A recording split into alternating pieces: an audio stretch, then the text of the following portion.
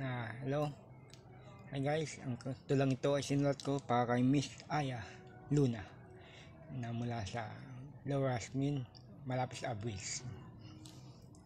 Isang hapon, may nakita akong dalagang maamo ang mukha. Ang kutis niya ay gaya ng isang porselana.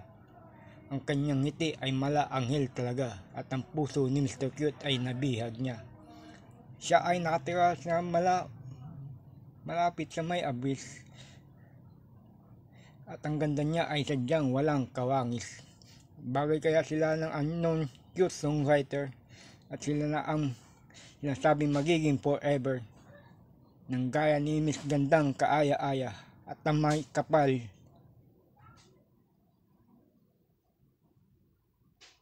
Kaya'y loobin na maging tadhana.